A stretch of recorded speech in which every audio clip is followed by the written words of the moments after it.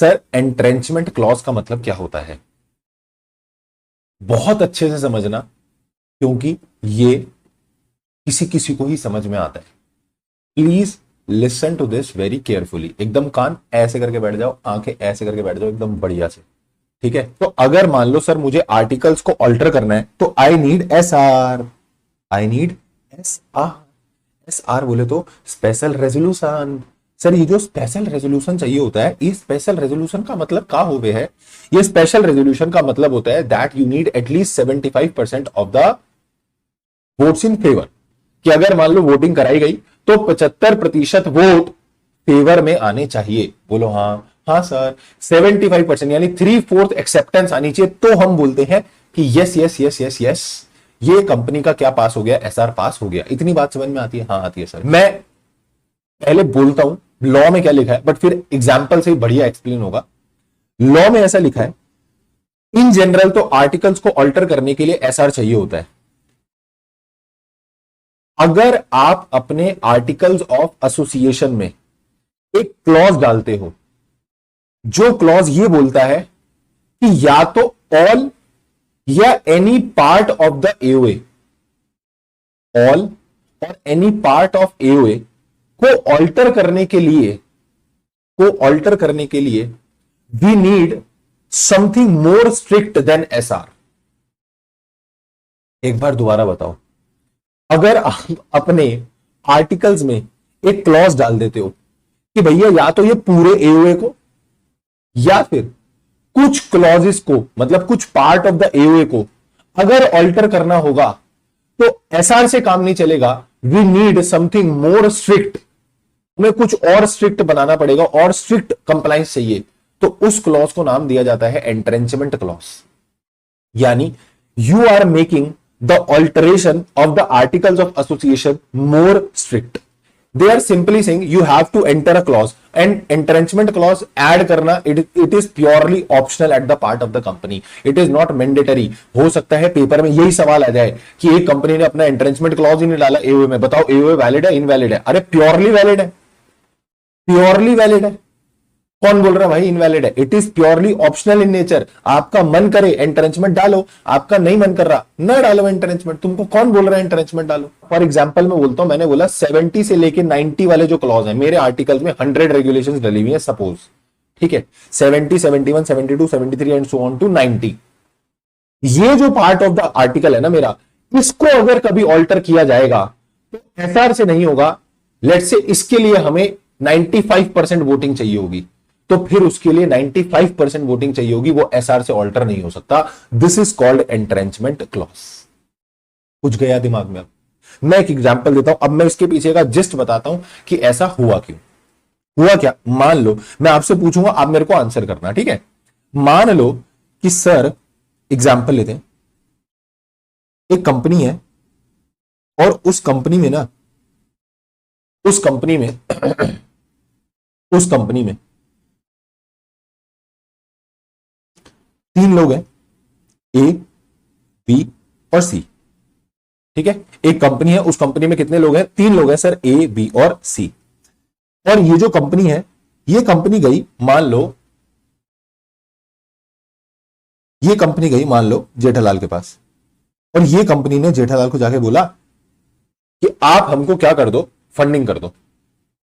आप हमको क्या कर दो, फंडिंग कर दो। हमारे पास में एक प्रोजेक्ट है और आप क्या करो, आप इस हमारी कंपनी में ना इन्वेस्टमेंट लगाओ। इन्होंने अप्रोच करा फॉर इन्वेस्टमेंट कि आप हमारी कंपनी में क्या करो, इन्वेस्टमेंट लगाओ, ठीक है? ये कंपनी गई और ये कंपनी ने अप्रोच करा जेठालाल को कि भैया आप हमारी कंपनी में क्या लगाओ, इन्वेस्टमेंट लगाओ, अप्रोच फॉर इन्वेस्टमेंट।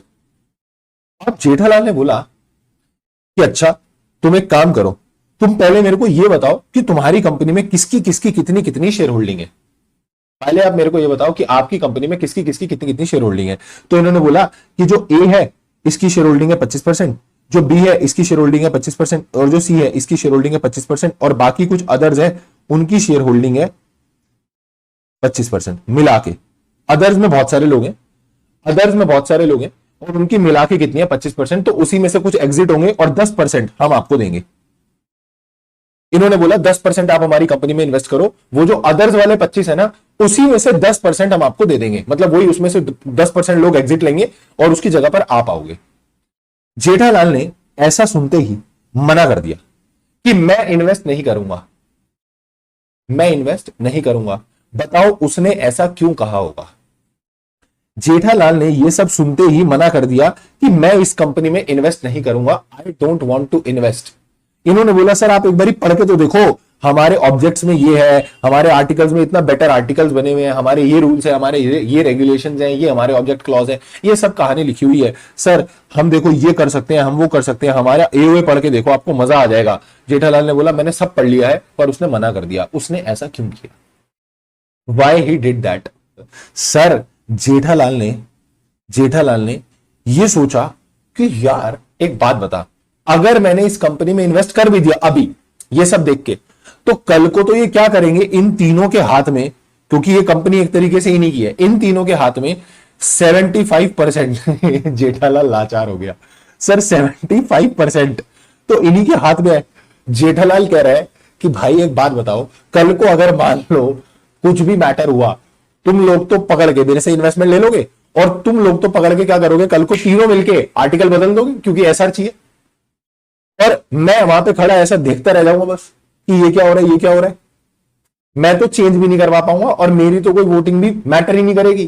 तुम तीनों मिलकर क्या कर दोगे, एसआर पास करवा दोगे, और जैसे ही एसआर पास होगा चीजें ऑल्टर हो जाएंगी और मेरा पैसा बर्बाद हो जाएगा। इसने बोला भाई ये तो कांड हो जाएगा, ये तो लोचे वाला मामला है, ऐसे में मैं इन्वेस्टमेंट नहीं करूंगा। तुम ये काम करने के लिए एसआर पास करा लोगे, और जब तुम्हारा मन करेगा तुम तब कोई भी आर्टिकल बदल दोगे, और वो बदल के पता चले कंपनी का कुछ भी भट्टा बैठ गया और उसमें नुकसान किसका हुआ, मेरा, तो बोल रहे ना भाई ना, I am out of this. तो जेठालाल ने बोला भैया मैं तो पैसे नहीं लगाऊंगा। अब मुझे बताओ, कंपनी ने जेठालाल को बुलाया कि इधर तो आओ, एक बात सुनो। उसने कान में एक बात बोली, बताओ कंपनी ने क्या बोला होगा कि जेठालाल मान गया? कंपनी ने उसके कान में ऐसा क्या बोला कि जेठालाल मान गया? कंपनी में बबीता जी भी है, अबे चल बे, ये थोड़ी बोला है। कंपनी ने ऐसा क्या हुआ होगा, कंपनी ने ऐसा क्या बोला होगा कि जेठालाल मान गया? कंपनी ने बोला कि सर आप इन्वेस्टमेंट लगाओ, पर हम अपने आर्टिकल में एक एंट्रेंचमेंट क्लॉज डाल देंगे, और वो डालकर ये लिख देंगे कि अगर पूरे आर्टिकल्स को कभी भी चेंज करना होगा तो उसको चेंज करने के लिए एसआर से काम नहीं चलेगा, उसके लिए एटलीस्ट 95% वोटिंग पावर चाहिए होगी। और जब 95, और ये 95 लॉ में नहीं लिखा है बे निकम्मो, 95 नहीं होता, जरूरी नहीं है 95, 98 भी हो सकता है, 100 भी हो सकता है, 91 भी हो सकता है, वट एवर इट इज। मैं एग्जाम्पल ले रहा हूं 95 का, कुछ लोग लिख लेंगे, लॉ में लिखा है, सर ने बोला था 95, ठीक है 95, मैं एग्जाम्पल ले रहा हूं। तो लॉ ने लिख दिया, कंपनी ने लिख दिया कि हमारे आर्टिकल्स को अगर चेंज करना है तो एटलीस्ट वी नीड